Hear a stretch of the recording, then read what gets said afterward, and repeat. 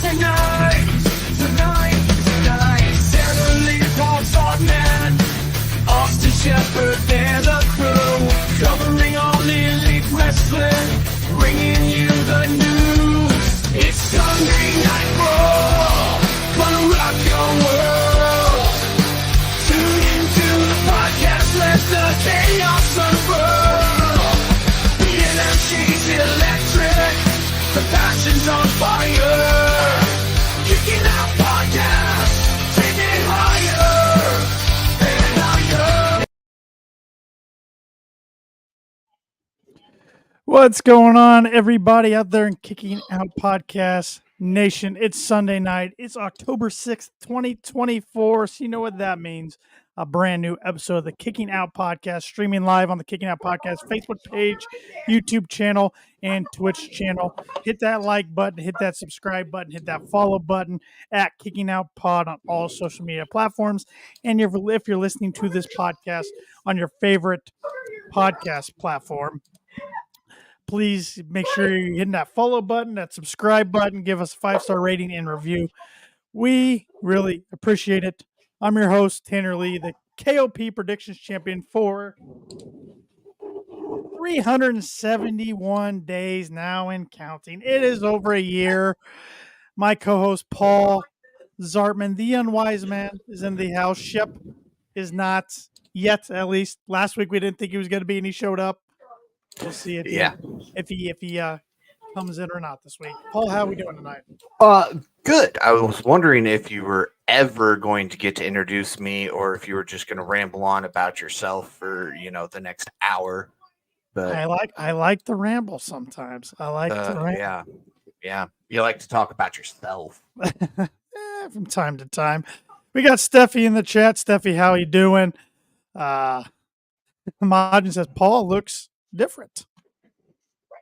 Paul's got a hat on, and 2 weeks ago Paul shaved, so it's slowly growing back out. Yep. Actually, it wasn't even. It's been like just over a week. I did it like last Thursday. Brandon J in the chat. What's going on, Brandon? Thanks for joining us this evening. So, Paul, we got a lot to talk about tonight, man. Yes, we do. It's been a busy, fun week. It has. Starting with, we were talking about it last week. The AEW was going to get a new TV deal. Mm-hmm. We didn't know the exact details of it. Well, now we do. We do. I'm excited for this.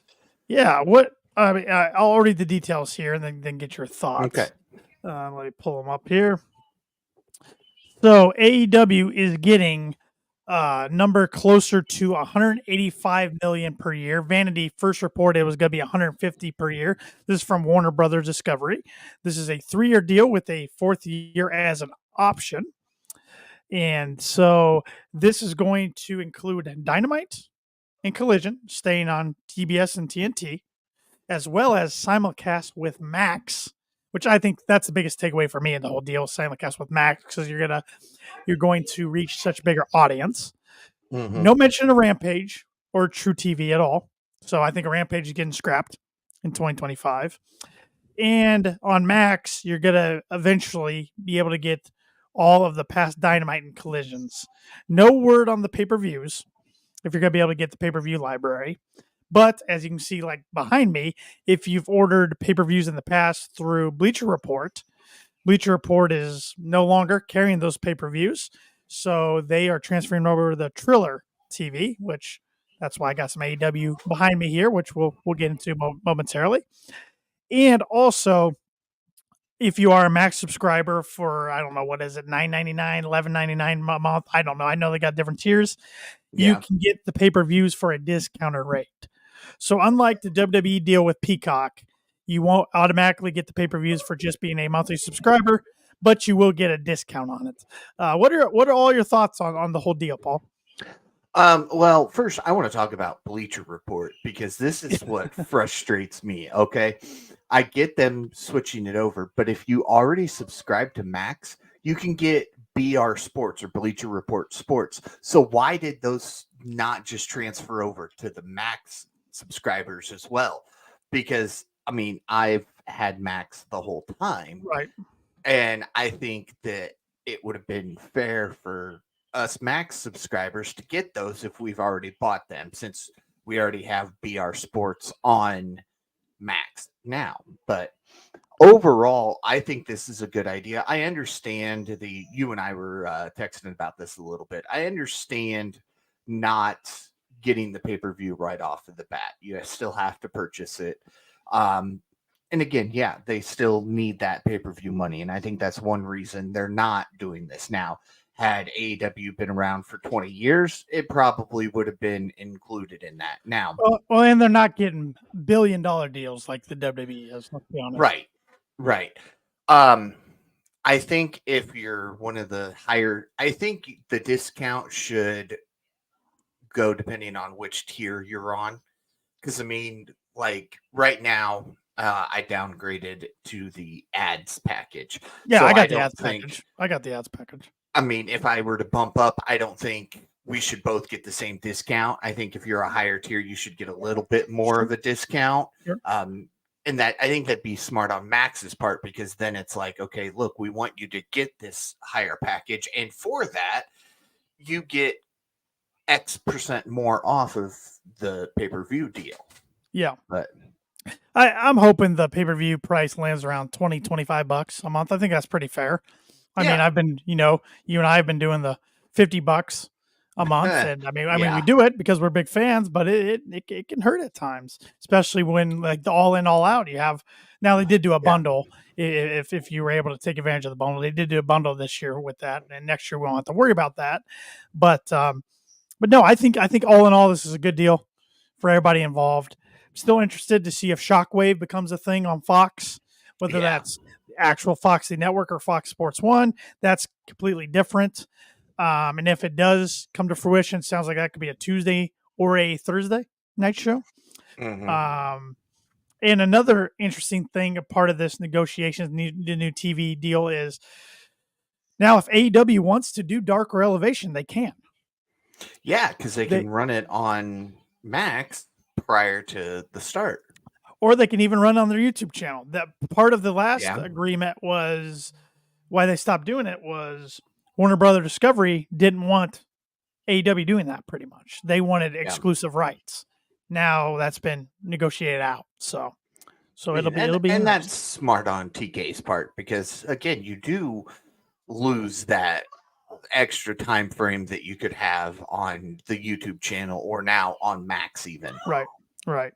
So Steven Chambers in the chat. What's going on, Steven? He said not doing 2 night pay-per-views, $100. Yeah. Brandon J said he's looking forward to Shockwave. Yeah, if that becomes a thing, I think that could be pretty cool, especially if it's owned by Fox. I think that'd be neat. Mm-hmm. Steven Chambers said maybe do Rampage. Yeah. So we'll see. No mention of ROH in the new TV deal as well. So we will see. Still gotta buy Honor Club for that.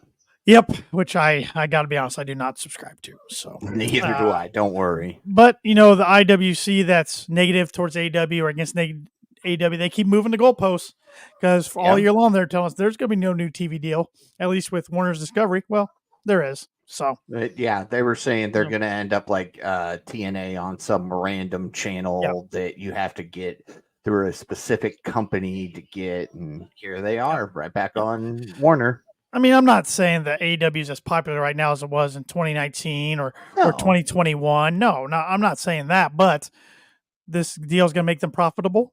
They're still popular, just maybe not as popular as they once were. And it doesn't mean 5 years from now they're going to get as popular as they once were, if not even more popular than they've ever been. I mean, this keeps AEW around for the foreseeable future, and it's a good thing for AEW. It's a good thing for the talent. It's a good thing for the business overall. It gives talent options. So I'm excited for it, and I'm glad we can finally stop speculating about it. Yeah. So a lot of other stuff to speculate. Majin, you hear that? It's the rage and the tears of all the AEW naysayers when the deal was announced. They're still enraged. Oh yeah, they will be too. They will be too. So and we're not quite there yet, but we're getting close to the time frame that WCW is really relevant. Right. Right. So, That pisses Eric Bischoff off to no end. oh, of course it does. To no end. He's even kind of not directly, but said that he only went on there because he knew that they weren't going to be around as long as WCW was. I think he holds a grudge that Tony didn't give him a contract after a couple of his appearances in 2020. I really do. Well, would you want to? I mean, if No. you were running a company, would you give Bischoff a contract? Nah, it's history. History speaks for itself. Exactly. So, yeah. I mean, the Monday Night Wars ran just shy of 6 years, and we're at the 5-year mark for AEW now. So, really, Right. they make it another year, they've done better than WCW. Right. So yeah, that was a big talking point for tonight's show. Some other stuff I wanted to get to. Did you see today's report from Fightful about Keith Lee? I did not. All right, so I will pull this up so I can get it word for word and don't Butcher say it. anything wrong. Yeah, it's an update on his status. This comes from Fightful Select. Keith Lee still isn't ready for a return to the ring after being silenced for 9 full months. Many of our subscribers were inquiring regarding the status of former AEW Tag Team Champion Keith Lee. And following up, we were told that Keith Lee has still yet to be cleared for a return to action due to an undisclosed medical issue. Lee was planning to take on Swerve Strickland at AEW World's End last year, which was to finally capitalize on the two splitting almost 1 year prior. Unfortunately, in the days prior to the match, Lee was sidelined and has not returned. He's not been a regular in TV tapings in quite some time and hasn't been factored in creative. Keith Lee remains on the AEW roster and is still under contract with the company. We wish him well in his recovery. Okay. So, yeah. Hopefully Keith Lee gets healthy and getting back on TV soon. I just feel bad for him because most of his AEW run, he's been ill or out with injury or something going on. So. And you know, that's Keith Lee, Adam Cole. Those are the type of situations that I hate to see happen because both of them have basically been sidelined since they signed with the company. And then you get the IWC who says, "Oh, look, he should have stayed over here." Right. Because he wasn't injured as much. Right. So, yeah, it's I mean, they didn't use him the best when he was healthy, but he was a tag team champion with Swerve at one time, and they did have that fun little rivalry that unfortunately they've never got to capitalize on. So hopefully when he gets healthy and ready to roll, they can get him back on TV and in some stories. Yeah, I think he's a very talented guy. So. Oh, absolutely. And hopefully when he comes back and is healthy, we can squash some of this bull crap on the internet of, you should have been in WWE, stayed there. Well, here's my 2 cents on this. We'll go on a rabbit hole 13 minutes in. Why not? Here's the thing. When Adam Cole and Keith Lee, I'll use those two since everybody always talks about those two. When they were in WWE, they were younger. You have to stop and think about that. They were younger. When you add another 5-10 years onto their age, not even just the length of their career, but their age given as well, you're going to get injured easier. Right. You know, John Cena, The Rock, Austin, Michaels, H, half of the people on this poster behind me did the same thing. They stopped wrestling as much the older they got because they were getting injured easier. That's the same thing we're seeing here. There's no need to say, well, it's because they're in AEW. It's because they're not in WWE. Okay, Cody wasn't injured hardly at all except storyline, really. In AEW, go to WWE, 2 injuries right out the gate. I mean, you could say the same thing there, but people don't. Yeah, I think, Steven, I think you're right. I think Keith Lee, at least in the past, I know he's had some heart issues. So I know he had COVID real bad too. I don't want to speculate, but right there. Right. So Paul, I always, put some wrestling on behind me. Yeah. And since I got the Triller app up and Bleacher Report transferred most of the pay-per-views I purchased in the past, not all of them yet, slowly, but surely we're getting there. Why don't you pick which AEW pay-per-view of the past I put on? All right. Well, they've been around 5 years. Mhm. You got Double or Nothing, the original Double or Nothing? I will check. That was one I don't think transferred over, but Oh man, that was a good one. oh, it was a real good one. If not, I got all of 23. It looks like all of 22. as long as we don't put on any sparklers, I'm good. No, the only 2019 is Fighter Fest and Fight for the Fallen. Oh And then the only man, 21 is Full Gear. And then 20. I got all of them 22 and all of 23. All right, let's kick the door open. Let's go Forbidden Door. Which one? First one. All right, 22? Yeah. All right. Why not? Well, there we go. AEW New Japan Forbidden Door 2022 now playing behind me. Okay. So, And with that being said, we now know what we're watching. What are you drinking tonight? I got to find the graphic here. There we go. Nothing too exciting tonight, but it is a little more exciting than just the H2O water. I got Arnold Palmer, half iced tea, half lemonade, but it's not the alcoholic version. No, it's the Arizona version. Yes, the light version. I am drinking caffeine, All right, full throttle, all right.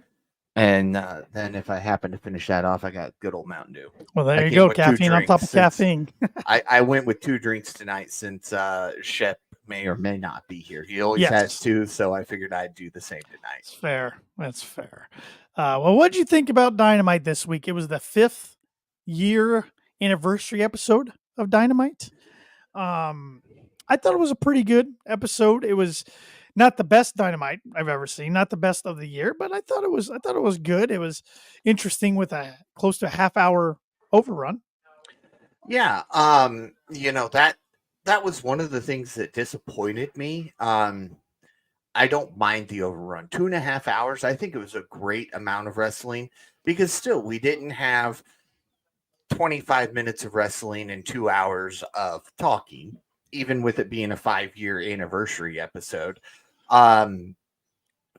But it took away from the surprise that it was going to get the overrun because TV had to automatically block it out that you were going to get that extra half hour. So I text this during Dynamite to you and Shep. I said, okay, so TK tweeting out about we've got a big overrun tonight. So past 10:30? Yeah, I wonder if legally he has to say something if they're going to have an overrun. Like tweet something. I don't know. I really don't know. I don't know because, well, again, I think back to, when Raw used to go to 10:05. You didn't 10:15. You never got any announcements, but social media wasn't around then. So Stephen Chambers already saying Ospreay, Ricochet, and Takeshita triple threat for the international title is going to be the match of the night next Saturday at Wrestle Dream, which we will be having a Wrestle Dream prediction show next week. We're just not sure when. yeah, Probably Thursday or Friday night. It's not going to happen Saturday. no. So be on the lookout on the Kicking Out Podcast social media channels. Well, we'll discuss amongst the three of us, and we'll see what everybody's schedule looks like. And I gave Shep the opportunity to name the title, and he still hasn't done that yet, so he probably forgot. There's no probably. Guarantee he forgot. I was trying to be nice. I think he forgot during the show last week, but I think so because he's like, "Give me half an hour. I already have a name brewing," and then half hour later, he said nothing about. He was falling asleep on the. He was, which he's done that in the past. He's done that in the past. Yes, there was one time you weren't able to join us, and I was just rambling on and didn't realize he's over here going. Brandon J said Ricochet should win. I definitely have thoughts. I got some thoughts. I have thoughts. Speaking of Ricochet, the man out of this world, he and Will Ospreay kicked off Dynamite with a match for that international championship. You know me. You know the style of wrestling I like. I like the flippity flops. Yeah. So I enjoyed this match. However, I did too. Didn't like the ending. No. If you're gonna have, I was fine with it just being a draw Yeah. and no 5 more minutes or, restart the match like they did. And then have Takeshita come in and interfere. Do one of two things. Have him interfere, throw the match out, or just call it a draw. To do both, Exactly. a little too much. Yeah. And one thing that really got me is commentary was talking about both men's shoulders were down. The ref did the right thing. Yeah. So if you weren't looking at your TV, which I wasn't, I was doing something else at that moment, still in my living room, but not watching. I thought it ended in a double pin there for a second. Mhm. And then I heard the 5 more minutes and I went, okay, so it was a time limit draw. No, maybe I misspoke. It wasn't a time limit draw. It was a double pin. Okay. He counted Well- all the shoulders down, but I called it a draw just as nobody won over the other. That's my Well, fault. That's my fault. Well, no. I saw tweets online too calling it a time Yeah. limit draw. There was wasn't no just time you. limit draw. It was just see. both guys' shoulders to the mat. See, and I think that became because they were chanting 5 more minutes and they gave them 5 more. Well, they said the match would restart. There was no guarantee that it was 5 more minutes, but yeah, I think having Takeshita come in and interfere took away from it Yeah, because I it got like too him. confusing. I like him in the mix because too. I think he's ready to hold a title, a singles title. I do too. But here's the thing I'm confused about, Paul. We came away from all in, all out season. I thought he was going to be next in line for Okada. They were Yeah, teasing that, and then they just kind of push it Yeah. to the side. That's one thing that bugs me about AEW. They do that quite often. they do, and oftentimes we end up learning that there was a reason behind it, such Yeah. as an undisclosed injury or something. But both of these men are still having matches. Right. I mean, if we wouldn't have had Okada in any other matches or Takeshita not be in matches for a while, fine. But we get done with that while we're still teasing this, and we go straight into them being in other stuff, and it's Yep. like, all right, that was pointless. But it's hard not to agree with Steven predicting that the triple threat might be the match of the Oh, night because Absolutely. I think it's going to be great, and I'm not going to show my cards yet because I already know who I got winning in my head, but I'm not showing my cards yet. But Well, Ospreay against Ricochet, I believe this was the 9th time they Mhm. faced, 8th or 9th time. Good match. I did enjoy it. yeah. Just didn't like the ending. And I will say I'm not doing it this week, but the son and I have been playing a lot of 2K23 and even starting to dabble a little bit into 2K24. And at some point in the future, again, not this week, but in the future, I am going to do what I've seen some other big podcasts do. I'm going to set up the card. I'm going to let AI run all the matches, and I'm going to take the winners from each one of those matches. I love it. I think that's a fun strategy. So I don't know. I told him I wouldn't do it this week, but who knows? I might. Yeah, you might, or if not, or if you try your normal strategy or a new strategy, it doesn't work, you can do it full gear. Yeah. Full gear's coming right up. So it is. Stephen Chambers, he's predicting MJF returns, costing Ospreay the match, and Takeshita wins the title. Interesting. Interesting. Majin Takeshita might win by pinning Ricochet. Could see that. Once again, I got a theory and a prediction in my mind, but I gotta hold it on tap till our Wrestle Dream prediction show. So, but after that match, we're backstage, saw Renee Paquette chatting with Mercedes, Monet, and Camille. And MVP approached them and handed Mercedes a business card. Yeah. A little interesting there. I don't know what she said. I literally muted it while she was on. I heard what Renee said. I heard what MVP said, but every time she started talking, my thumb just hit the mute button. You are just something.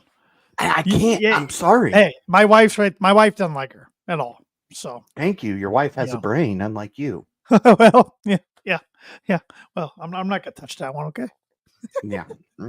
Majin say you keep her away from the Hurt Syndicate. I don't think she joins. I just think it was a interesting wrinkle. I wouldn't mind a woman being in that group though. But not her. Maybe her muscle, but not her. Yeah. Maybe even like Red Velvet. Yeah. Yeah.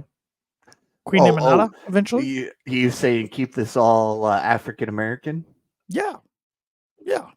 Okay. Yeah, I am. So, Steven Chambers, if Mercedes joins MVP, Camille gets the boot. And Steffi says, no, just no. Yeah. If she joins the Hurt Syndicate, it'll be known as the Hurt Syndicate for another reason, not because they hurt people in storylines, but because they actually hurt people. Or she does. We saw Hangman attack Colton Gunn and Austin Gunn backstage. So trying to take them out before his match with Juice. So, and I called what was going to happen in that match with Juice on our Twitter. So, yeah. Well, you like to mute Mercedes. I like to mute the learning tree, Chris Jericho. I normally am right there with you, but I didn't get there quite a way before he made the line that I agree with. The one line that he has said in 5 years that I have agreed with. And what was that? Something about, I don't remember exactly how it went, but proving the haters wrong. Yeah. The naysayers. Yeah. Well, Big Bill, and Brian Keith were in the ring, of course. And basically, long story short, he challenges Mark Briscoe to a match for the ROH World Championship at Wrestle Dream because he wants to beat the Nueve. Mm-hmm. What the hell are we doing here? I don't know. Ask him. He's behind you. I know. I see that. I'm about to turn my TV off. I get why they did the Ocho. Mm-hmm. You know, he and Claudio in that rivalry in ROH, but come on. I don't want Jericho wrestling for a singles title. I don't even want Jericho in singles competition. Tags and trios is fine at this point, but it just feels like filler to me, Paul. It feels like nothing. Does. It does. It's like and here's the thing. If we're doing this for the ROH title, there we go. He said they made supposed experts look like idiots. Thank you for that, Majin. Somebody had the line. I knew. He loves himself some learning tree, so he wouldn't miss that line. Yeah. But to me, it almost feels like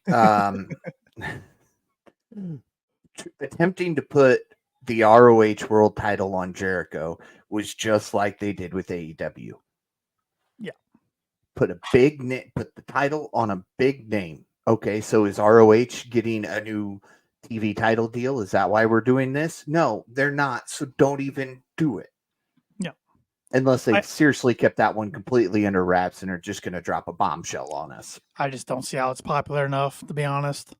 No. I did like when Jericho was bringing up Jay's name, Mark punched him, said, "Keep my brother's name out of your mouth." Yeah. So accept the challenge. I did like that because then we saw Mark get serious. So, but I wish Jericho would have challenged Briscoe on behalf of Big Bill. Call me crazy. I think Big Bill is ready for a singles title run. Okay. And I wish Shep was here to weigh in. Oh God, they change his name. Call him William or Will or anything other than Big Bill. Yeah, like Ma just said, he said Mark couldn't beat him, but maybe Jay could have. Yeah. Yeah. So, yeah, we will have to predict the ROH title match. It's part of the card. Yeah. Mm-hmm. Yeah. Mm-hmm. Yeah. Hangman, Adam Page, and Juice Robinson met.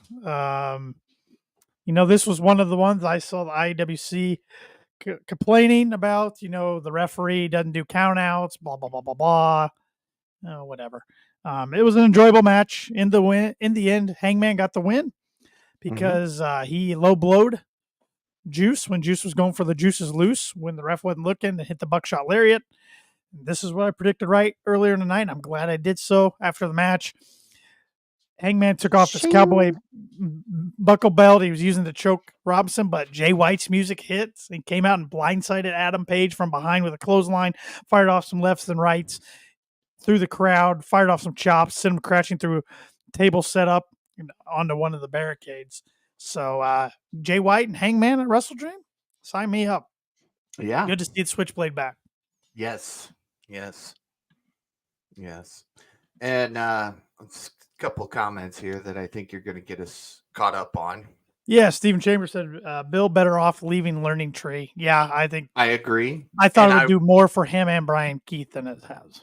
Yeah, I think it would if anybody else was running this faction.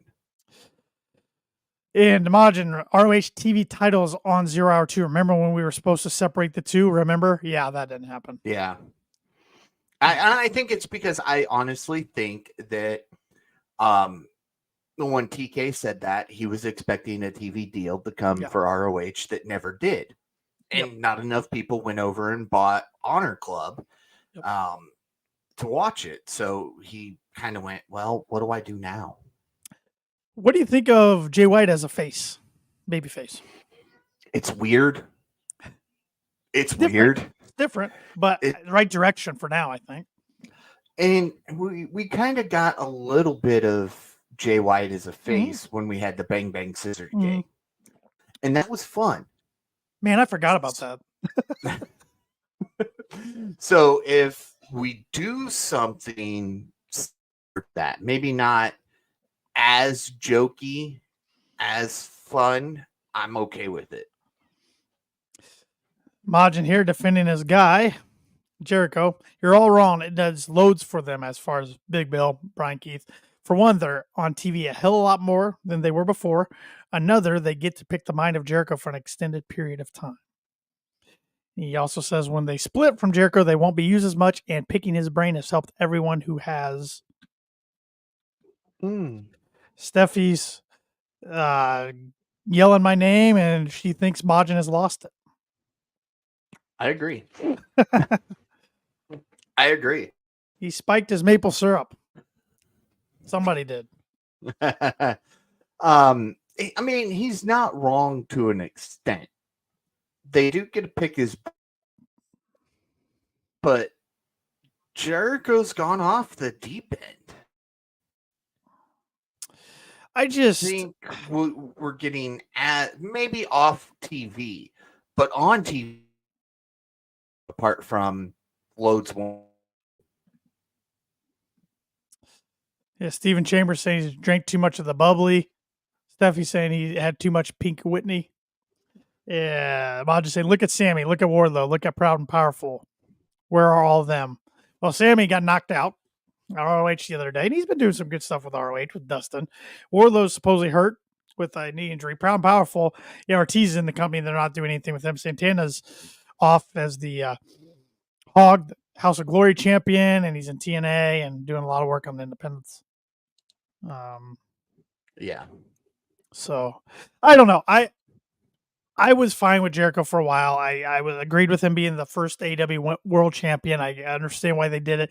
AEW is not a thing if you can't sign Chris Jericho, in all honesty, in my opinion. But now in 2020, in October 2024, his storylines and his feuds just are not interesting to me. I'm sorry, because if he wasn't in the gets people sucked in the Jericho vortex for 6 months at a time, then that'd be something. If it only lasts for a month, 2 months, but his stories just last forever to where you're trying to bleed everything you can out of them, and there's nothing for it to bleed halfway through. And I mean, like, for crying out loud, we saw Hook and Jericho what feels like all of 2024 to this point. And then we start honestly bringing back Orange Cassidy, and then now we go completely different direction again. I think it's because, you know, he and MJF, that works so well in the Inner Circle and in the Pinnacle. But you don't have to do it every time you're in a feud. Yeah. That's just me. That's just me. So Jack Perry, we found out who's going to be his challenger. It's Shibata at Wrestle Dream for TNT title. I'm sure this match will be good, but this is another one I don't get too excited about. No. I don't know. Shibata's a great wrestler. First time going for this title. He's gone for the Continental or the International, one or the other, if not both, before, but he's never went for the TNT. But I don't know. I just feel like you could have got somebody with a little more higher prestige to go for it, but we'll see. Steven says Perry retains. Once again, I can't show my cards yet. Yeah, we're not showing our cards quite yet. Sorry, folks. Majin, once again on Jericho here. I do agree he needs to take a break. Don't get me wrong, but to say he has no use is just asinine. Oh, we're not saying he has no use. We're just saying we're tired of his use.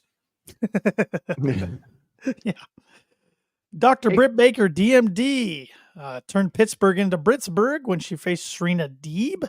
Once again. I actually enjoyed this match, but a Oh, lot I of the did too. IWC crapped all over it. There were a couple spots that it was like, what was that? But overall, the two made it work. It was better than her match against Mercedes at All In. Yes. Yes. And I will say this to the IWC. If you thought that match was crap, go watch Nia Jax's match versus Bailey from Bad Blood. That was terrible. Bailey carried that match, but that was terrible. Majin said, and this is where I went to the bathroom. This was his bathroom break match. Oh, of course. Stephen Chambers said, great match, Britt and Serena. Yeah, I thought it was. I enjoyed it. And I like when Britt wrestles in Pittsburgh. It's fun. I'm sure you hated her coming out with draped in the terrible towel flag and all the terrible towels going there as a Cleveland You know guy, what? but As a Cleveland guy, I hated it, but as a Baker fan, it's nice to see. yeah, I do wish she would have got some mic time. I thought they missed the ball there. Oh, absolutely. Thought they You missed the know, ball. just something post match, even just say, and once again, I've done it. But again, she got attacked. And I'm thinking, I'm wondering if she actually did tweak her knee in that match because she couldn't get out of the one side of the ring there for a minute. But yeah, after the match, we saw Serena Deeb attack Britt Baker. Got her in half Boston Crab, a Queen Aminata. Some music hits, ran down, saved her. We saw Mariah May also at ringside. Then after this match, we saw a heated verbal exchange between her and Willow. And we learned over the weekend on Collision, Willow versus Britt this week on Dynamite with the winner taking on Mariah at Wrestle Dream. Okay. So, yeah. Which I think is the right direction Mhm. because I think Willow's deserving of the shot. Yeah. Britt's your big name. I get it, but to throw her in the mix already, especially after she lost against Mercedes, I wasn't all right with. So for her having to overcome Willow to get that title shot, I'm cool with that. Yeah. I'm cool with that. And don't forget, yeah, we are on Tuesday this week. Yes, thank you. I did forget. It's Title Tuesday. Tuesday. Yes, thank you. Completely forgot. I would have figured it out come Tuesday. But a few comments I want to catch up on. Steffi said Liv's match was horrid. Yeah, that was the Liv and Rhea Ripley and the finish. That was, And I was like not both of somewhere. them. But yeah, you know, I'm just going to be like the ref and, oh, no, you're attacking him. Hold on.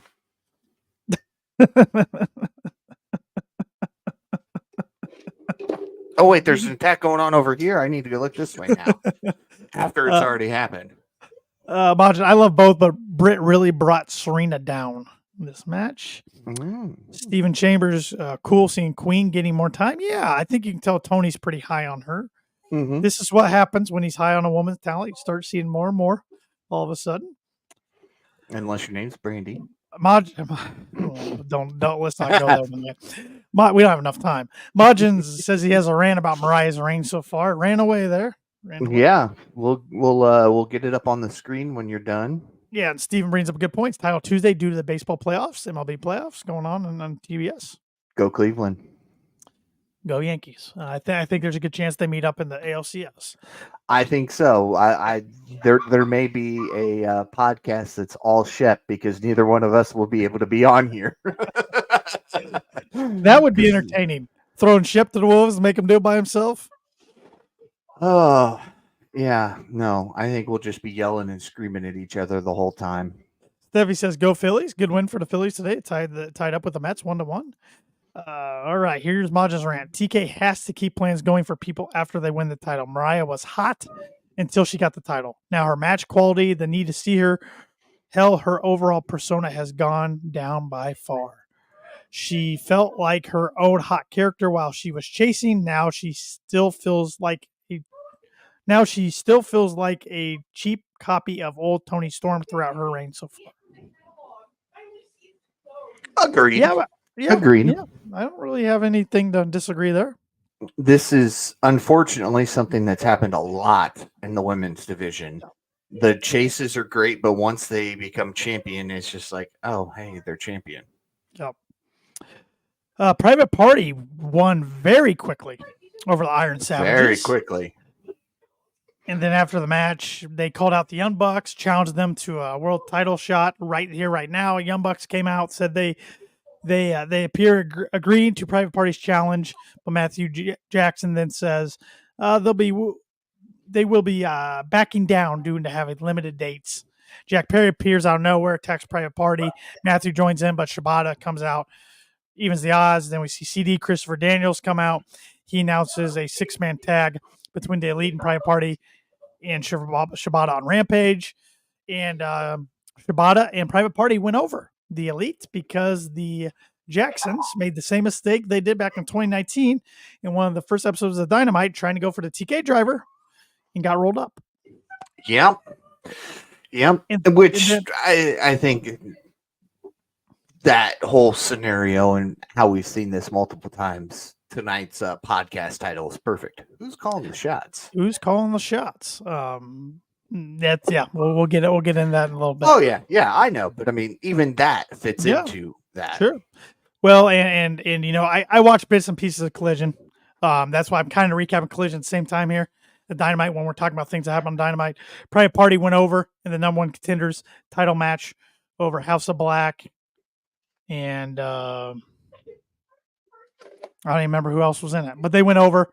So it's Private Party and the Young Bucks at Wrestle Dream for the tag titles, which I'm glad Private Party's finally getting used well and used in title shots.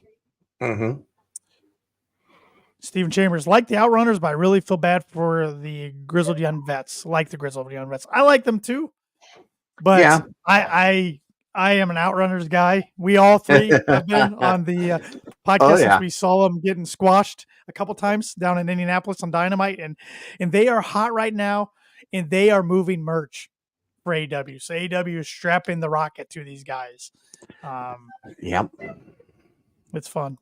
That's what happens when you talk about, does TK listen to the fans? Well, yeah, the fans, I mean, not often do just some jobber team come in and just keep getting booked over and over and over again, even if it's as jobbers, even if it's just 5-minute matches if you're lucky. And then to just strap the rocket to him like he's done, because he realized the fans really like these guys. I mean, I'm looking at the top sellers for AEW. And right now, one of their shirts, their Miami Muscle, is 11th overall. That's not just for shirts, that's for everything. Yeah. And then they have another one that's 19th. So that's for the week. It is cool to see FTR Summit Coffee, that all proceeds are going to go to Hurricane Relief Fund. That's the number 1 selling shirt right now. Absolutely. And it deserves to be. If you go to monthly, the Outrunners t-shirt is number 5 overall and the second best selling shirt behind Osprey's limited edition Assassin's Creed shirt. Which, because everybody went and bought that thing because it's limited edition. And even after that, their Meat Spin shirt and the Running Wild shirt are top 10 selling shirts for the month. So they're moving merch. They are. Majin said, rule of 3, it's got to happen again when the Bucks drop the belts. And Stephen brings up a good point. Please note Stokely scouting Private Party. Yes, that's always nice to see. Well, and it looks like he and Statlander aren't a thing anymore. That was kind of revealed on Collision. Another kind of like the Okada Takeshita stuff. I don't understand why they're doing this direction, but no. And I think I saw something on that. I don't understand what's going on. I saw something on Twitter, X. Sorry. Whatever you call it, Tanner. It's Twitter for me. I'm old. No, I still like calling it Twitter, but I try to be proper at times. Screw PC culture. Anyway, I saw something that said born again or rebirth or something. It was really weird how they weirded it around her, but that's how I knew she turned because, again, I didn't watch Collision. I was watching Bad Blood. I'll admit that. Yeah, I watched Bad Blood last night. The end of it, so live. So Yeah, see, I didn't see the tail end of the main event, but I did hear what happened. But I did watch everything up until then. Steffi is forever Twitter. Mm-hmm. And Majin with a good comment there too. Taking a shot at Elon Musk. Can't disagree there. Not a fan of the guy. Nope. Backstage, we saw Renee and MVP, where MVP was looking to make an announcement. Prince Nana interrupts, confronts MVP about what happened to them last week. Said he'll lace up the boots right now because he used to be a wrestler. But then MVP's like points over to a guy. The complaint department. The complaint department. Camera pans over. It's Shelton Benjamin. Introduced the AEW fans, announces that he handles all complaints and he's all elite. And Shelton got a huge pop from the crowd. Loved it. The golden standard. Well deserved. Yes, this is 2 big pops in a row, 2 weeks in a row for these 2 individuals. Number 3's a coming. MVP kind of got a little bit of a pop when they went backstage and they said that they were talking to MVP. And then as soon as Shelton popped on that screen, just as big a pop. It's going to be fantastic when all 3 of them are here. Mon said, "Big boy Lash coming at the pape." Yeah, I think that's pretty safe to predict.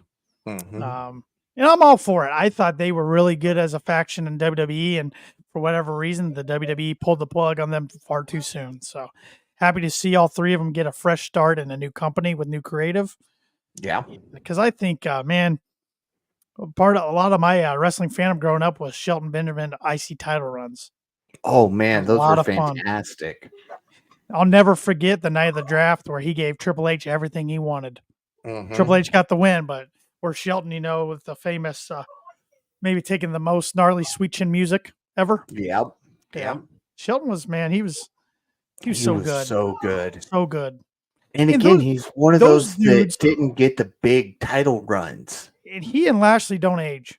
A lot of wrestlers, when they age, they start their shoulders start getting smaller and stuff.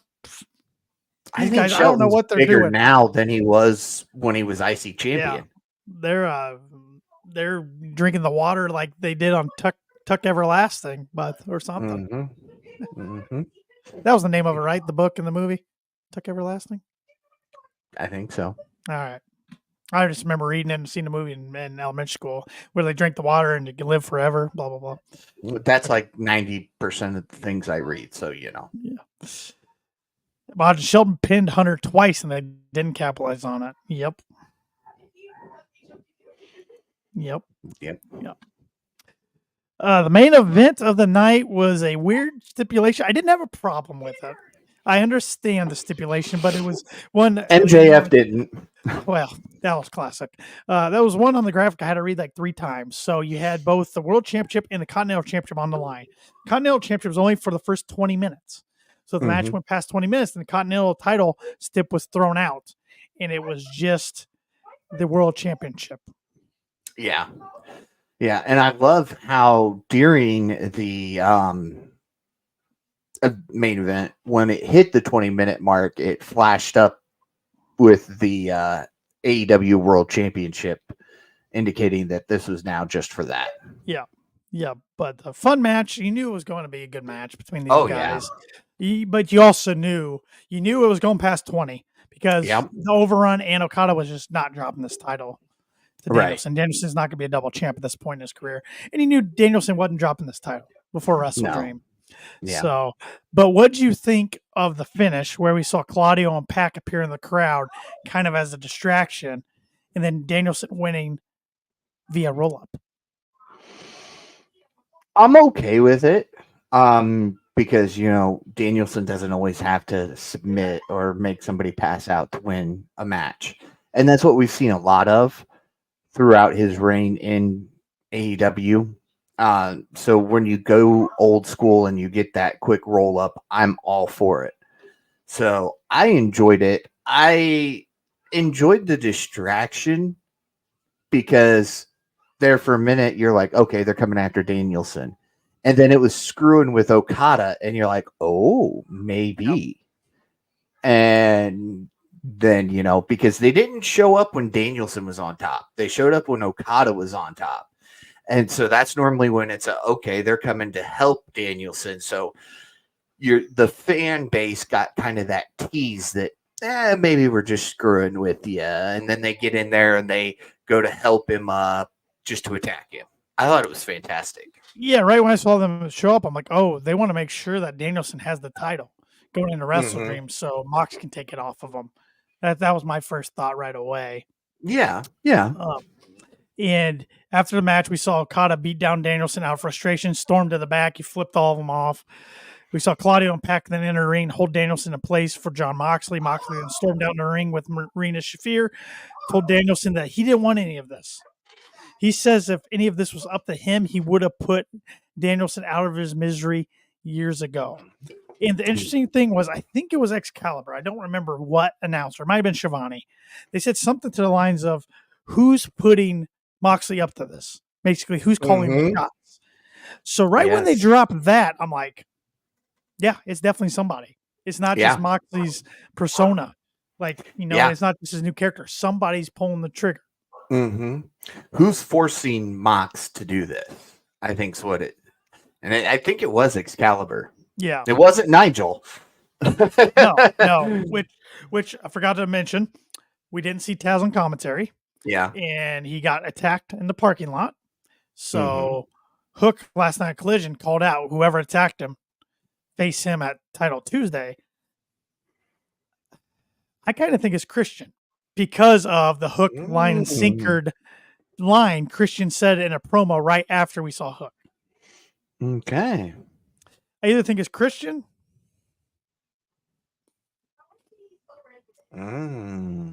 Christian or a turning Samoa Joe turning heel on Hook. Okay. All right. One of those two. Okay. But Paul, who do you think's pushing the buttons, pulling the triggers, calling the shots for do you have Mox to ask in the BCC? Are we still calling them the BCC? Are they still the BCC, or are they I going to get a new name? At one point, I think it was last week, they referred to it as Moxley's new group. This week, I didn't really hear him mention BCC at all. Storyline, there's one guy's storyline that makes sense, but it can't happen because he's left AEW and he's under WWE contract. That's William Regal. Yeah. Storyline would be perfect for Regal to come back. And even Mox referencing the Lord. Yes. He had a line about the Lord, their Lord or something in one of his early promos. And I see it in the comments here. I've seen all over IWC. Majin says it's Shane O'Mac. Is that who you think it is, Paul? Do you think it's Shane McMahon? I think so, honestly. I'm leaning towards that too, even though Brian Alvarez of the Wrestling Observer said he doesn't think it is. But man, I just think it's. But also, it's like, is it too obvious? See, that's where I'm at. It's almost. See, that's the frustrating thing. Nobody else makes sense. I mean, if it's because it wouldn't be Copeland. No, and if it's a new guy coming in like a oh man, I'm struggling with the name. Sami Callihan, not big enough in my opinion. The guy who runs Josh Barnett, who runs Bloodsport, no. Like, you got to make sure this is a good payoff. Oh yeah. So yeah, you got to have this be a big name, even if it is too obvious at this point that it's Shane O'Mac. Yeah. I mean, who else? In all honesty, who else could it be?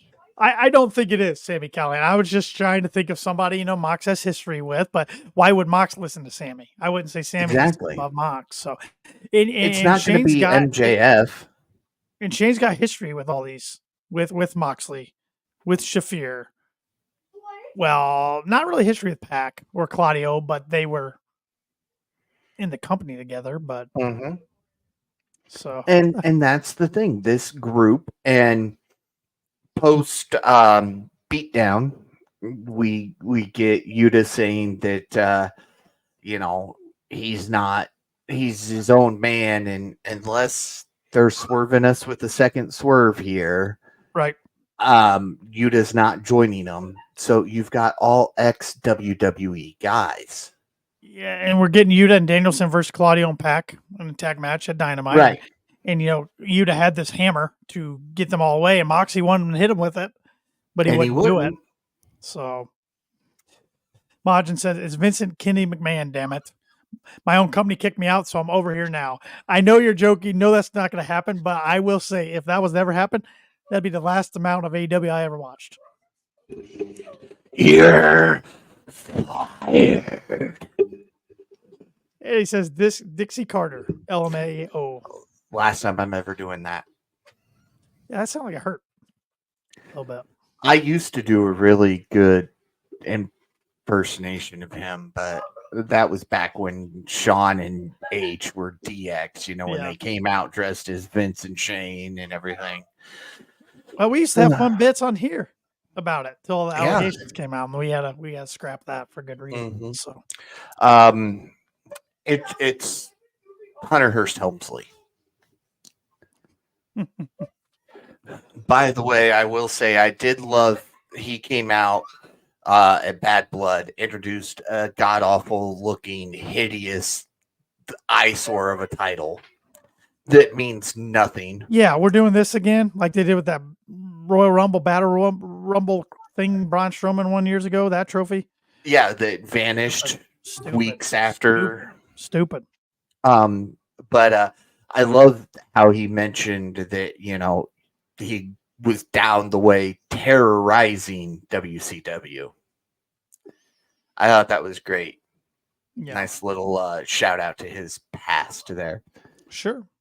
It's Sean Hickenbottom. That's who's going to come in calling the shots for this group. I think it's Shane O'Mac. I can't think of who else it'd be. Dwayne "The Rock" Johnson. John Cena. The final boss. Fruity Pebbles. Yeah. Cody Rhodes. That's who it's going to be. Yeah. Brandy Rhodes. That's who there we go. Brandy's mad. And they're going to call them the Nightmare Collective. There we go. They're going to cut Marina's hair off. Figured it out, Paul. No. Billy Corgan is coming nowhere near AEW. That's another thing that happens. I'm not watching AEW ever again. Titus. Oh, God. Worst champion ever. I might have yelled that at Billy at the concert I saw him perform in. Now, you moron, you put the belt on Titus, even though he couldn't hear me. So if Brandy's running this and we're going to call it the Nightmare Collective, does that mean we're going to get Luther to come in and polish everybody's boots and Brandy's going to go around and who said it's open night, Mike, bitch? All she got to say the whole time. Yeah. And Luther's going to be going, what a horrible idea that was. They allowed her creative control, and that's what happened. Yeah. Never. Oh, the good old startup days of AEW. Some great stuff and some just god awful stuff. I miss the Elite. Still so many unanswered questions. Maybe we'll find out someday in a book or something. Nah. Cody will never talk about it. Well, I bet he will eventually. Down the road. Maybe not. I don't know. After he retires from WWE and then goes back to AEW. And one time I thought that would happen. I'd never see him. I don't. AEW. I don't. But hey, Tully Blanchard was at WWE last night, so anything's possible. Yeah. I do think Cody Rhodes within the next, I'll give it a year and a half, turns heel in WWE. Okay. Yeah, a year and a half. I'll give you a year and a half to do that. You gotta have to eventually. So by April of 2026. Yeah. Mania of 26. 42. Yeah, Mania 42. Yeah. All right. Because I will say, even though he's very popular, moves merch unlike any other, Roman got a better reaction last night.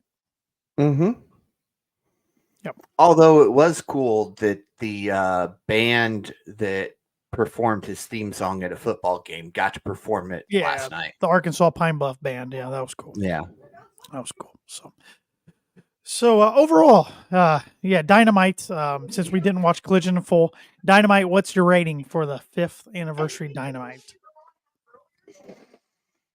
You know, I'm torn. There were points where I really wanted to give it a really good rating. And then there were points where I really didn't want to give it a rating at all. What points were that? When Mercedes was on TV. Well, that's no fair. That's every week. She's your highest paid female talent. She's TBS champ. She's got to be on TV. You got to get over that ball. I know. I don't have to do anything, Tanner. That's true. You don't have to. Exactly. You should have to defend that title anytime a title's defended. More than 3 titles are defended on a show, but you don't. So, I'm good with just the pay-per-views. So I don't have to like Mercedes being on my TV screen ever. Fair. No, overall, I thought it was really good. Apart from her and maybe the learning tree. And who remind me, and somebody in the chat can remind me too. Who's she defending the TBS title against that Wrestle Dream? I don't know if they've even said anybody. Because she's got a match upcoming on Dynamite. Yeah. I'm going to look it up real quick. Yeah, I'm just blanking. I'm blanking. But I'll give my rating. I'll give my rating real quick for the show. She's not listed. She's not listed. Well, then that's going to be announced on Wednesday night, I guess. Yeah, we currently have 1 pre-show match and 7 main card matches. Okay. Did you give your number for the rating? No, but 8-1. Oh, you are higher than me. You are higher than me. I'm going 7-3. Okay. So solid show, nothing spectacular. At least we're getting a little more build up of a card. Over the weekend through Collision, we did find out. Darby Allin gave we saw this on Dynamite. He gave a open challenge to anybody in the locker room. A lot of people thought maybe that was going to be Lashley or maybe it was going to be Jay White. That was before Jay White came out later in the night against Hangman because he was telling a story about kids with a knife and everything. Come to find out on Collision last night, Brody King accepted the challenge. So they're going to get a rubber match. Their rivalry goes way back. They're 1-1 against each other in AEW. So we're going to get match number 3 between those two. And I know Shep doesn't like the big guy versus little guy, but this is one of those scenarios that works for me. Yeah.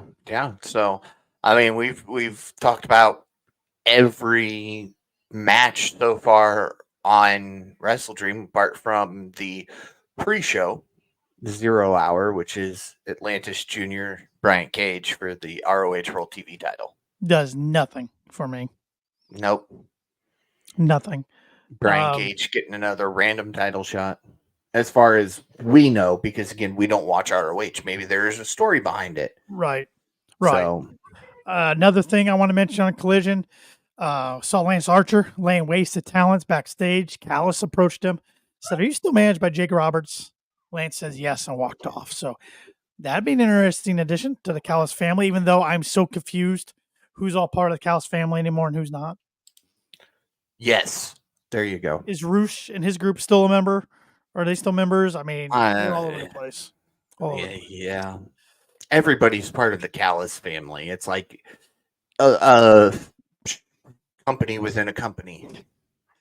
And we did see Hologram extend his undefeated streak to 14-0 on Collision. So, man, I'm so glad that Ricochet guy came over just to put on a mask and call himself Hologram. Me too. Me too. Did you see Ricochet and Vikingo were in the same ring last night? I in did the Indies? not. Oh my God. You can just imagine Speaking those of, two. It was ridiculous. speaking of, on the Indies. Okay, I sent you and Shep a screenshot that I got off of Facebook from my buddy that OVW was in Indiana this week. Kofi was there. Okay, that was a show I saw that because I saw, I believe it was Brock Lesnar guy who we sat by at Dynamite 2 years ago. He goes a lot of indie shows in Chicagoland area, and he must have been at that one because he had a picture of he and Kofi Kingston at the indie event. So Yep. Cool. Yeah, because my buddy posted indie wrestler by the name of BD Smooth. Hilarious guy. You should really look him up. But it said a picture of a young fan named Kofi with BD Smooth. And I went, wait a minute, that's Kofi Kingston. I will say it's So cool that's that kinda the cool. WWE's letting talent maybe not necessarily wrestle on the indies, but at least go to the events now. Yeah. That's a step in the right direction. And OVW So- is still kind of closely related in a sense to True. at least True. to H. True. So So Juice Robinson behind me when he was the New Japan US champion. yeah. So Not and Jay White behind me too. yeah. When he was the world champion for New Japan. Yes. Back when Juice didn't quite look like the cereal guy. Honeycombs, that's it. Majin, kind of a weak non-wrestling question for me as I was busy this weekend. Thoughts on your Avs, how your Avs will do this season, Tanner? Yeah, I still think they're going to be very good. I think it's going to be similar to last year, though. I'm still worried about the goaltending. That's what did them in the playoffs, and I'm still nervous. And it's going to be the health of the team, too. I mean, McKinnon's your reigning MVP. He's got to be good. Landeskog should be coming back, which is big. He's been out the majority of the last 2 years. Makar's Makar. And they still got good pieces. It's just the guy between the pipes worries me. They haven't had that answer for a long time. So we will see. But it's crazy to think hockey's back already. I mean, hockey and the NBA feel like the two sports that end and turn around the season starting again. So Yeah, and I remember, maybe I don't remember accurately, but it seems like you at least got through the playoffs of MLB before you got hockey yeah. back in the day. No, I think it used to be that way with that and the NBA, but now both are starting in October, and when baseball's still going on. So Yeah. Because baseball's got a pretty quick off season too. But I don't know, football is the one. It just seems like it takes forever after the season Oh, ends yeah. for the new season to start. But it's also the most physical one, even though hockey's pretty damn physical too. And hockey players, in my opinion, don't get paid enough like other athletes. But No, they should my be opinion. paid more than football Yeah. players, but but that's a whole other podcast. That we yes, could it go is. down. Wrestler of the week, Paul, for you. Oh man, there Tough are one. a lot of good ones this week. But I'm probably going to take yours and go returning Jay White. All right. Let me see here. I'm actually gonna go. I'm gonna go with team again. 2 weeks in a row. Last week I Okay. went with the Bucks. This week I'm going private party. All right. Not only did they I squash can the get Iron behind Savages, that. but they won the number one contenders match last night at Collision. Now they get the Bucks. Nice to see them nice to see them healthy and in the tag title scene. Yes. Yeah, we've been talking. I mean, even though we've never been real big fans of Private Party like we are some of the other wrestlers and some of the other teams, we've often said those guys deserve a shot at the titles. Well, yeah, I thought they blew it with them early on. I thought Mhm. they should have, it's just like Proud and Powerful that for AEW have to never put the tag straps on them's an abomination. I mean, Yeah. so But you put them on Les Sex Gods. yeah. Did they? I don't know. No, I don't think they did. I think they had something else at the time, but don't still, still, you push latex gods over these yes. guys, and it was stupid. Well, like a makeshift team of Big Bill and Ricky Starks had tag titles at one time instead of these guys. So. But I think that was to try to help keep Ricky in the company. I don't know. That's one that there's a lot of unanswered questions there that we might never know. So yeah. Majin, do you think we'll ever see the Stadium Stampede again? I miss it so damn much. I don't. I think the Anarchy in the Arena is the replacement for Stadium Stampede now. It was great when they could do it in the pandemic era. It filled a hole that we really needed at the time. I just don't. I mean, I guess they could do a cinematic match, but everybody's got to watch it, even the live crowd. Yeah, that's the problem with cinematic matches. Yeah, is when you're there, you don't want to watch what you could be sitting at home watching. They did what they needed to do back then. Mm-hmm. But, everybody, and myself included, when it happened, even Mania 36 doing cinematic matches and everything, where I was like, oh, this could be the future of wrestling. But once live crowds came back, it's like, nah, we can't do that. We can't expect a paying audience to sit there and watch a Strong for 15, 20 minutes. For us at home on the couch, no problem, but you got to take the live audience in consideration too. Yeah, they could combine a Majin like the last one. You're right. They could. You're right. Yeah. But yeah. No, I was a fan of those matches. Don't get me wrong. But hey, it's Miro. Before he was Miro, released, who before he asked for his release. He's asked for it, but I have not heard or read anything since then of AEW granting that release by any means. Yeah. So. Do you think the downfall for Miro was CJ Perry coming over to AEW? I definitely don't think it helped. Yeah. And then their marriage falling apart. Yep. Yeah, that definitely didn't help. Yeah. Wait, is this the... I saw Malachi. Yeah, Malachi and Pac. I'm trying to figure out who the... Oh, it's New Japan Talent's the other guy. That's why I didn't recognize who that was. For the international title. Yeah. Okay. Back when it was still the All Atlantic, wasn't it? I think you're right. Yeah. Because I think Pac was champion at this point, which would have made it the All Atlantic. I think you're right. Yeah. Yeah. Good memory. Good memory. It was a stupid title name. It was. Anything else you want to cover, Paul? I know it's a little shorter than normal. We're a little shorter than normal, but we got no Shep to ramble on tonight. So. Oh, I can ramble on. I think there's a lot we could talk about. I think Wrestle Dream is going to be good. Yeah. I hope it's good. This is what, the second one. Dream? Last year's was Adam Copeland's debut. So it was main evented by Christian against Darby. Mm-hmm. Do you think we see any debuts? Since we're not doing bold predictions for extra points anymore, I'm interested to see if you think anybody. There's no ties, I guess. Yeah. Part of me really thinks we're going to get this payoff with whoever's pressing the buttons, and they're going to debut Saturday. Another part of me is like, nah, that's going to be like at World's End. They're going to play this thing off for 2 more months. So I'm going with Lashley. I'll go the easy one. I'll go Lashley debuts. Okay. All right. Do you think he'll debut the same way the other 2 members of the Hurt Syndicate have, or do you think he'll get an in-ring debut? I'd love to see him come in and wreak havoc on somebody or multiple people. Be the muscle right away. Okay. But I'm curious. Yeah, and maybe yeah. Whenever he comes, Swerve's going to be right behind coming back. I think MJF's going to be coming back soon. I think MJF's done with all his filming.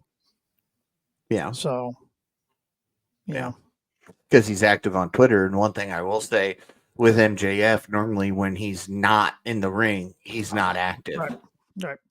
Got a question, non-wrestling question from Majin for you, Paul. Paul, which movie are you more excited for? Captain America, Brave New World, or Thunderbolt? Oh, man, this is tough. I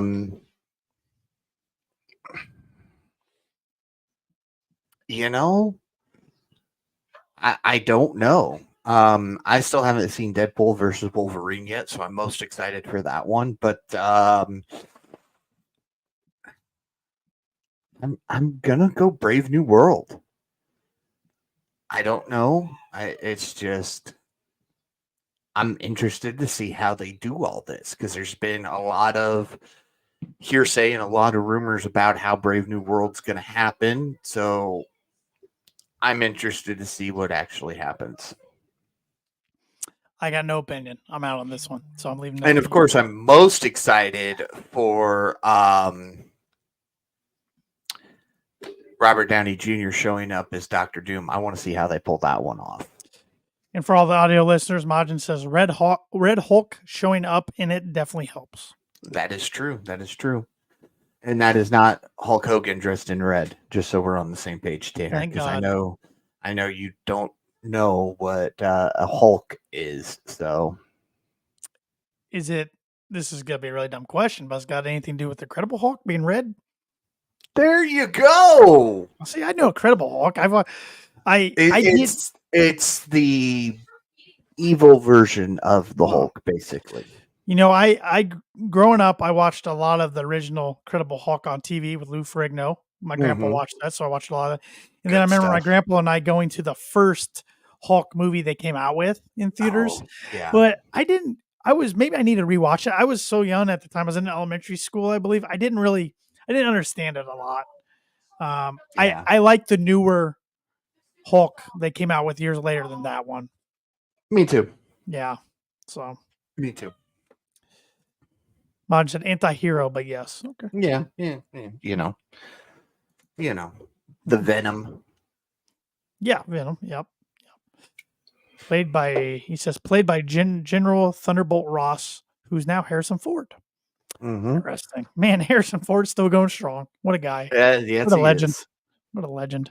I think they'll be rolling him in on his deathbed to film a finish filming. Clint Eastwood's pretty close. So yeah. Yeah. Anything else, Paul? Anything AEW related, WWE related, any other promotion you want to talk about before we wrap this up? Let's talk about Abyss being behind the scenes for the Hell in the Cell match last night. He's been a producer for WWE for a handful of years now. I was always a big fan of his work in TNA. He's a good producer. He might be the best they got. Yeah. And because that Hell in a Cell match that's what that feud needed. McIntyre Punk, they finally delivered in the ring. Oh yeah. And, finally. It'll be interesting to see where both guys go from here. Mm-hmm. So, any other big takeaways from Bad Blood that you really enjoyed? The Rock. I mean, come on. The Rock's back. Jimmy's back. Jimmy's back. I figured The Rock was going to be back because there was a report that he was going to be in Georgia anyways for some other things. So, but it was cool to see him show up on a quote unquote B pay-per-view. And it just leaves a lot of questions that you want answered. Like, where's this bloodline thing going? Was he happy about what happened? Was he pissed? Now, on his IG, he went live right after, and I was watching it because I happened to be on IG right after, and I saw him live. I don't think he was happy about what transpired between Cody and Roman. And then we also see on social media, Cody get attacked by Kevin Owens, which is good. I really hope Kevin Steen comes to All Elite Wrestling 2025, but I don't know if he will. So yeah, I've come to the conclusion. I think AEW is doing a better job telling stories than they used to. I think they, Swerve Hangman, one of the best stories they've ever told. Like when they really focus on it, they do a great job. So I've come to realization AEW is where the best wrestle. It is where the best wrestling matches you're going to watch. Mm-hmm. WWE is more story. They're the more the characters, the storyline. Like the main event, was it the greatest tag match I've ever seen last night? No, not by any means. Pretty much far from it. But just the story behind with the characters, and then the Rock returning, and it gets the ball rolling for WrestleMania season 5 months beforehand. It's they got that power that AEW doesn't yet. But AEW is only a 5-year-old company, so right. But really, Bad Blood. But besides the opener and the close, I thought it was a pretty meh show. we tease a lot about Bill Goldberg, but I can't believe they might get one more match out of Bill Goldberg. I just don't see why and where he fits in. But whatever. If he's in Sammy's corner tomorrow night, then that's going to tell you he's going to be involved at some point. I think they've teased it too much for him not to have a match against Gunther down the road somewhere. Maj and AEW's top stories have the same thing in common. They evolved Hanger. Yeah. Hangman Page, you're right. Yeah. You're right. And supposedly Will Washington, who works for AEW, used to work for Fightful. He wrote that story of swerving Hangman. So credit to Will. So Tony's got people that helps him creatively. A lot of people don't think so. He's got a lot of people he can rely on to help with creative. So he's just got that final say. So, it's kind of what he wants to see. Yep. But he's more open now than he used to be, in my opinion, when it comes to different storylines. It may not be exactly what he wanted. Yep. But it's a fun time to be a wrestling fan. Yeah. And,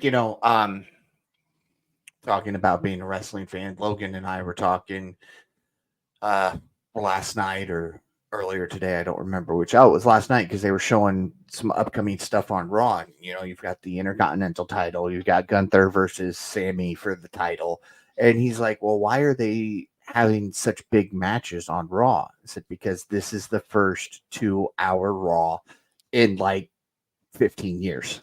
Yeah, they want to make the Raws feel bigger. And that was one of my complaints, I guess, about last night was I'm fine with, if they want to go to a 5 or 6 match pay-per-view card. You don't need to make it last 3.5 hours then if it's a 5-match card. No, it was. That's my complaint. And the pay-per-view before that was only 4 or 5 matches. Oh, I think they're definitely going that route for the non-Big Four. Yeah, absolutely. And speaking of that, we know starting next year, SummerSlam is going to be a 2-nighter. Mm-hmm. It won't be long before Royal Rumble's a 2-nighter, which I think that one makes sense. Do the guys Royal Rumble one night, women's on the other? That makes sense. And then Survivor Series is going to be a 2-nighter. They're going to do all 4 big ones 2-nighters because, like it or not, I mean, it's very expensive to go to both, but it probably gives some fans a chance to go to one night, maybe not 2. It gives them a chance to go one night though. And at the end of the day, it's a business, and WWE can capitalize on more money. That's all. That's all it's about at the end of the day. So. Yeah. And I mean, that is a good point because like with Survivor Series, again, you do your women's war game or your women's Survivor Series match one night, your men's the second night or vice versa or whatever. There are a lot of things that you can do 2 nights. Yep. The only thing that I worry about is we're going to start getting kind of that feel of, again, Raw versus SmackDown at the Big Four. That's my fear. Yeah, I don't think they'll ever go back to the days where you have brand exclusive pay-per-views. I think those days are done. Gone. and with 2 nights you could pay-per-views. And with 2-night pay-per-views, you could for the Big Four. You could have your Raw titles defended one night, your SmackDown titles defended the other night, and then kind of have a mix of other matches in between. Yep. So that way, if you are a Raw fan over a SmackDown fan, you could tune in just to watch the titles you want to watch be defended. Yeah, it's interesting. They got a lot of big shows coming up. They have Crown Jewel. They got Survivor Series. Crown Jewel, where we go 5 times a year now, it seems like. Yep. They got the Raw on Netflix, which they're going to make feel like a pay-per-view. Before that, they got Saturday night's main event. Then you got Rumble. Then you're going to have Mania. So they got a lot of big stuff coming up. And I'm anxious to see what AEW's full pay-per-view calendar is going to look like next year and where they're going to be holding a lot of their events. Yeah. It's going to be. We already know some, but. And, here's another thing that I was thinking of, as you said, Raw on Netflix, and I forgot to bring it up earlier. AEW simulcasting on Max is a brilliant idea because we are getting to that point where even streaming services like Hulu and YouTube TV are getting ridiculously priced. Yes. And I personally know I there's not a whole lot on TV that I watch anymore that I can't find on a streaming service, and I could get the 4 big streaming services for the same price I'm paying for YouTube TV. Yeah, no, 100%. So, and there are those people who only have streaming services, so now they're going to be able to watch AEW when they couldn't before. Well, and like, if I'm AEW, like if people go on to Max and watch the Andre the Giant documentary, you better make sure that you're the program that pops up. So you might be interested in this. Mm-hmm. So I'm not a big ratings guy, and No. this should help kill the ratings war a little bit until the day Nielsen starts rating the streaming sites instead, because that day's coming eventually. Oh, absolutely. Because if you're looking into the ratings, AEW's ratings are going to take a hit next year because so many people are going to watch it on Max, not on TNT and TBS. But in the back of your mind, if you're big on that stuff, you got to keep that in mind. They're reaching a bigger audience. But at the same time, if you want to look at the ratings, Raw then is completely out the window because they'll be exclusively on Netflix. Right. So if you're going to take Raw into consideration, then you've got to take Max for AEW into consideration, where you're going to get that much bigger audience. Exactly. And you've seen on SmackDown, SmackDown's taking ratings hit going back to USA Network from Fox. I mean, it's broadcast and cable. I mean, it's different. Mm-hmm. Or network and cable, excuse me. It's different. So yeah. Yep. But we are in an age where ratings are dead. Let's stop comparing. I'm not fine Monday with that Night Wars. I roll my eyes at so much of the IWC just focusing on ratings. At the end of the day, the only people that focus on ratings are ad buyers. Fans shouldn't care. No. I mean, and again, TK has said from day one, it's a competition, but we're not out here to beat them every single week in the ratings. If it happens, it happens. If it doesn't, it doesn't. Right. They're doing just fine. They got another TV deal. They got, a streaming deal. They got plenty of ad buyers. They're going to be profitable. Yeah. I mean, and they give us the one thing that WWE doesn't do unless it's a big field match, which is picture in picture. Yep. So they're doing just fine as the alternative. That's all you can ask for. Exactly. So I often wonder where my fandom, if I would even still be a fan of pro wrestling in 2024 if AEW didn't come along in 2019. I don't know. I really don't know. I sit here and I actually was thinking about this the other day because I'm the one who got Logan into wrestling. But it was more once AEW started. I played the games. Yeah, I tuned in occasionally, but a lot of times WWE was and still is background noise for me. Yep. Because I looked at the Bad Blood card and I went, okay, here's your winners. Yep. It's too easy. And the only one I got wrong was Hell in the Cell. I figured Drew would come away victorious there. I was wrong. Yeah, I keep up with some of my favorites like Cody Rhodes, see what he's doing. But, I will tune in every year for Rumble and Mania. Those are the two. There's years I haven't watched SummerSlam. I usually try to tune in, but Rumble, Mania, I'm not missing. I don't care. I'm not missing those. And hopefully I'm at Rumble this upcoming year. Hopefully. We'll see. In Indianapolis, tickets are not going to be cheap, but we'll see. I've tried to tell myself, no. It's never came to Indianapolis. Who knows how long it's going to be till it comes back to Indianapolis. That's what I'm trying to convince my wife that buy me for Christmas. So we'll see. I don't know. We'll see. Good luck, because I saw cheap tickets for a Raw on November 25th, I think it was like $200 for a ticket. Well, the good news about Lucas Oil is they can fit usually 3 venues that Raw's hosted into that venue. So but I mean, $200 for a ticket in the middle of the end of November. Already $200 for that. Well, the reason they're doing it is because they can sell them. I mean, people are buying them. It's crazy, but I mean that's where if I was in charge of AEW, I would price my tickets down lower to when they start. I mean, there's a lot of good. Like for instance, we're gonna try to go to the December 4th Dynamite in Fishers, Indiana. You, me, Shep, maybe our buddy Pluggo from Between Two Beards, and there's a lot of affordable tickets. Don't get me wrong, some good seats for affordable price. But I know we might have a good chance to wait till the week before, the week of, to grab them because that's what a lot of people did at Grand Slam because AEW finally lowered them to get the attendance up. I don't know why they don't start off with that method. I get trying to make money, but also you can get more families to go, create lifelong fans, in those kids and things like that. I think they are getting better at their local promotion for shows, but and their merch looks better all of a sudden. I've seen pictures at live events, but if they can just get their prices down, because some people can't go to WWE because WWE outprices themselves to certain people and families, but at the same time, the reason they're pricing that like they are is because all of a sudden, for the most part, they are selling out wherever they go. It's pretty crazy. They're hot. They're white hot right now. So Yeah.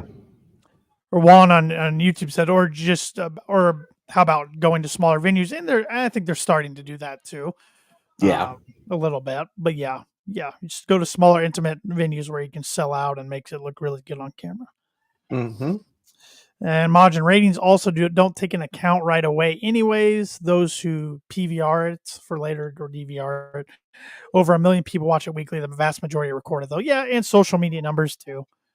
Yep. And Steffi corrected them. DVR margin. Yep. So. Yeah. Yeah, Paul. So, good stuff, man. Good stuff. Yeah. It is definitely, we say this every week, but it is a great time to be a wrestling fan. It is. If you want to watch pro wrestling every day of the week or every night, you can. Yeah. I know if you're like Paul or I, we get pretty busy with our lives. You kind of got to pick and choose what you watch. Yes. Yep. And I don't mind DVRing something and then rewatching it. I try to watch Dynamite live. Yep. When I can, which is most Wednesdays. But there's that occasional, hey, something came up. There's the kids got something, work something, A Rampage is usually a DVR for me if I watch it at all. Collision this time of year is usually a DVR for me on during football season, to be honest. But Dynamite, I'm usually tuning in on Wednesday nights, if not right at the live time, later on in the night if I can. And I'll be honest, I usually flip over to Monday Night Raw once in a while on Mondays to see what's going on, but I don't usually tune into SmackDown very often on Friday nights. So no, not live. My wife and I were even talking about this, that once this starts in 2025, we may just eliminate YouTube TV and go Netflix and Max, because there's bundle deals with Max where you get Hulu and Disney Plus and Max for like $30 a month. Okay, that's $10 a month for each one, commercial free. And then Netflix, I'm still spending less money. And I don't watch SmackDown all that often anyway. Yeah, there's definitely, it seems like the streaming, planning out the streaming services, everything's happening more and more every year. So, Majin here real quick before we wrap it up. Tanner is a winner, and I like that. Thank you. Appreciate that. But Paul and I seem to have a lot of shared interests that Tanner and I don't. Might have to change. Hey, you know what? I may not win. No coming all back, the time. Majin. If you leave, no coming back. Remember, Majin, when this first started, you were a big fan of the Unwise Man, and then you became a fan of the Tanner because the Tanner was the winner, and you kicked me to the curb. Just saying, you should have stayed with me. All I'm saying, Majin, 371 days and counting, and I don't plan on the belt going anywhere next weekend at Wrestle Dreams. So that's all I'm saying. And for 371 days and counting, I've been holding on to that title. Actually, I had it longer. It is yours forever. So yeah, I think I've actually had it longer than that, because I think I won it, and then when I lost is when you got the new title. No, I actually ordered the new title this year. 2024. So I got that from Shep at Wrestle Dream last year. When the new title came in, I handed it over to you. That's right. So it's all fair, love, and war. We've been doing this since 2021. January of 21. So for almost 4 years, I've been the People's Champion. So there you go. Majin, shipping it up to Canada is expensive. Just saying. It is. Maybe someday. Maybe we'll do a listener viewer challenge someday. Maybe down the road. Maybe that'd down be the road. fun. Maybe. So. It'd be fun. Paul, unless you got anything else, Wrap this show up for us, my friend. I don't, so I will wrap this. Be sure to follow the Kicking Out Podcast on all social media at Kicking Out Pod. Be sure to check out kickingOutShop.com. It is your place to go for a great merchandise, support a great podcast, and look absolutely fantastic doing so. And be sure to listen to the Kicking Out Podcast wherever it is you listen to your podcasts. And if that happens to be Apple Podcasts, leave us that 5-star review because we are 5-star KOP. Be sure to follow your 371 days and counting KOP predictions champion, Tanner Lee, at Tanner Lee 92. Be sure to follow the missing Austin Shepherd at the Shep 27, I think is what it is. I don't remember it off the top of my head. You got it. Okay. You got it. And be sure to follow myself at Paul Zartman 87. And with that, for the missing Austin Shepherd and Tanner Lee, I'm Paul Zartman. Join us again next week as we kick out yet another podcast.